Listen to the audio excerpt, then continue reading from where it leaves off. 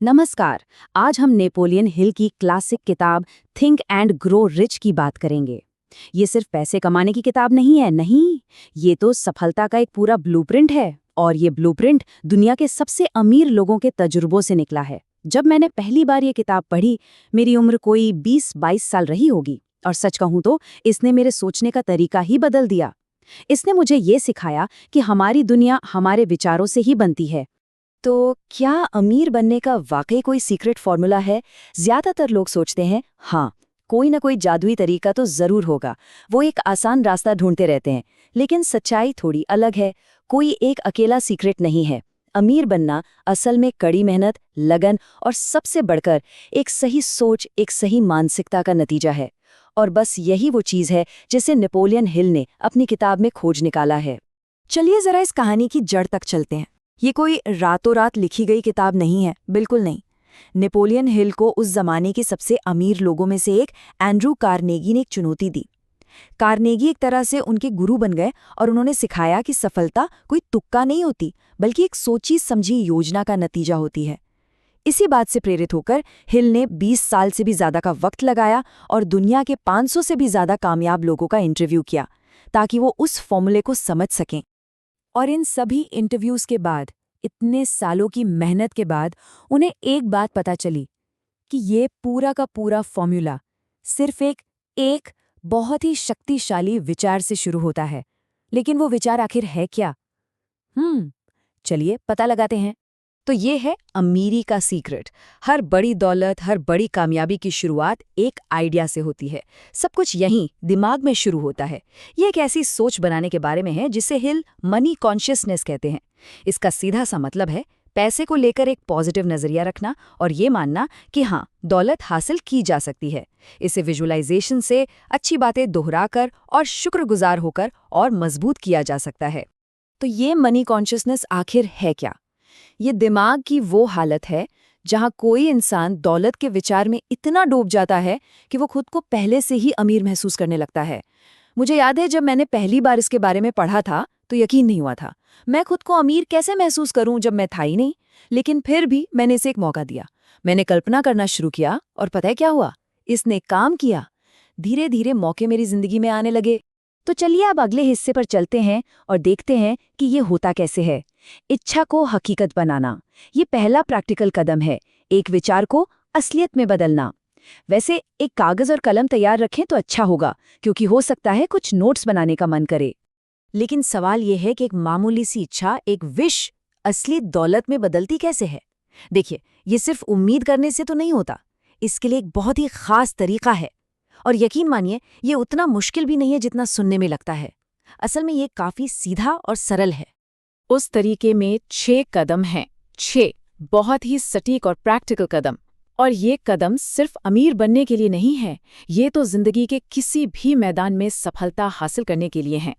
जी हाँ, इच्छा को सोने में बदलने के लिए 6 प्रैक्टिकल कदम हैं। ये एक ऐसा प्रोसेस है जो एक धुंधले से सपने को एक ठोस लक्ष्य में, एक कॉन्क्रीट गोल में बदल देता है। सच कहूं, जब मैंने पहली बार अपने गोल्स लिखना शुरू किया था तो थोड़ा अजीब सा लगा था। लेकिन फिर मैंने पाया कि अपने लक्ष्यों को लिखने के काम ने उन्हें और ज्यादा असली बना दिया और इसने मुझे उन पर एक्शन लेने के लिए मोटिवेट भी किया। ये है वो 6 कदम। पहला, ठीक ठीक तय करें कि कितनी रकम चाहिए।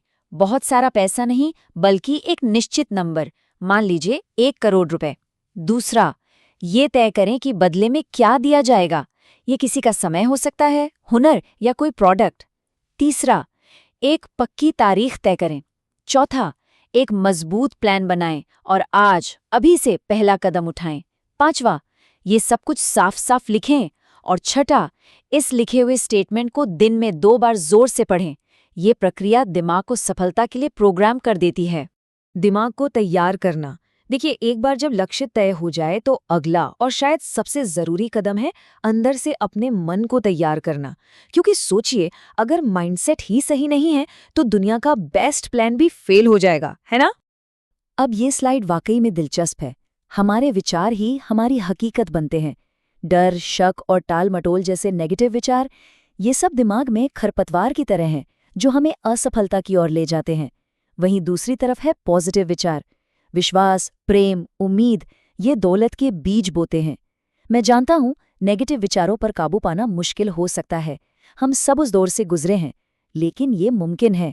ध्यान और अफर्मेशंस जैसी चीजों से इन विचारों को बदला जा सकता है। और इसका सबसे शक्तिशाली टूल है ऑटो सजेशन। अब ये क्या है? सीधे शब्दों में कहें तो अपने सबकॉन्शियस माइंड को बार बार पॉजिटिव बातें बताकर इन्फ्लुएंस करना। बिल्कुल वैसे ही जैसे जमीन में सही बीज बोना। अपने गोल्स को, अपनी एफर्मेशंस को, अपने सपनों को बार बार दोहराकर ऑटो सजेशन का इस्तेमाल किया जा सकता है, या फिर खुद को वो लक्ष्य हासिल करते हुए इमेजिन करके। ठीक है, तो माइंडसेट तो तैयार हो गया। अब बात करते हैं एक्शन के ब्लूप्रिंट की। मतलब अब आइडियाज को प्लान्स में बदलने का वक्त है, क्योंकि सिर्फ सोचना काफी नहीं होता है ना, एक्शन तो लेना ही पड़ेगा। और यहीं पर काम आते हैं प्लानिंग, नॉलेज और इमेजिनेशन। हिल कहते हैं जो इंसान सिर्फ इसलिए सीखना बंद कर देता है क्योंकि वो स्कूल से बाहर आ गया है, वो औसत बनकर रह जाता है। यहाँ बात खास ज्ञान यानी स्पेशलाइज्ड नॉलेज की हो रही है। हेनरी फोर्ड ज्यादा पढ़े लिखे नहीं थे, लेकिन उन्हें गाड़ियों का जबरदस्त स्पेशलाइज्ड नॉलेज था। जब अदालत में उन्हें अज्ञानी कहा गया तो उन्होंने कहा कि वो अपने विशेषज्ञों को बुला सकते हैं। ये दिखाता है कि असल शक्ति डिग्री में नहीं बल्कि खास ज्ञान में है, जिसे कहीं से भी हासिल किया जा सकता है। और जरा कल्पना की शक्ति देखिए, कोका कोला की कहानी ही ले लीजिए। ऐसा कैंडलर ने एक कागज के टुकड़े पर लिखा एक गुप्त फॉर्मूला खरीदा। असली जादू उस फॉर्मूले में नहीं था, बल्कि कैंडलर की कल्पना में था, जिसने उसकी ग्लोबल पोटेंशियल को देखा। तो अपनी कल्पना का इस्तेमाल करना कितना जरूरी है। बड़े सपने देखने होंगे, और जो नामुमकिन सा लगता है उसे हासिल करने से डरना नहीं है। कोई भी लक्ष्य बिना योजना के अधूरा है, और अगर एक योजना फेल हो जाए तो क्या, तो दूसरी बनाइए। सोचिए जरा, थॉमस एडिसन लाइट बल्ब बनाने से पहले हजारों बार फेल हुए थे, पर उन्होंने हार नहीं मानी। उनके लिए हर फेलियर एक बेहतर प्लान बनाने का सिग्नल था। मैंने भी अपने सफर में कई असफलताओं का सामना किया है, लेकिन मैंने कभी हार नहीं मानी। मैंने अपनी गलतियों से सीखा और कोशिश करता रहा, और शायद इसीलिए मैं आज यहाँ हूँ। अब बात करते हैं सफलता की आदतों की। वो कौन सी आदतें हैं जो सभी सक्सेसफुल लोगों में कॉमन होती हैं? 2 चीजें, तुरंत फैसले लेना और फिर उन पर टिके रहना। ये वो आदतें हैं जो लक्ष्यों को हकीकत में बदलने में मदद करती हैं। हेनरी फोर्ड की कहानी तो कमाल है। उनकी मॉडल टी कार को क्रिटिक्स ने क्या कहा, दुनिया की सबसे बदसूरत कार। उनके सलाहकार तक कहते रहे कि डिजाइन बदल दो, पर फोर्ड ने किसी की नहीं सुनी। उन्हें अपने विजन पर पूरा भरोसा था, और वो किसी को भी अपने रास्ते में नहीं आने दे रहे थे। लेकिन हेनरी फोर्ड का फैसला क्या था? इसे बनाते रहो। उन्होंने जल्दी और मजबूती से फैसला लिया और उस पर डटे रहे। अमीर लोग तेजी से फैसले लेते हैं और उन पर टिके रहते हैं, तो निर्णायक बनना जरूरी है। अपनी राय रखने से डरना नहीं चाहिए, और एक बार जब कोई फैसला हो जाए तो उस पर टिके रहना है। और अब आते हैं मास्टरमाइंड और सिक्स्थ सेंस पर। ये कामयाबी का शिखर है, वो जगह जहां शक्ति 1 गुना 2 गुना नहीं बल्कि कई गुना बढ़ जाती है।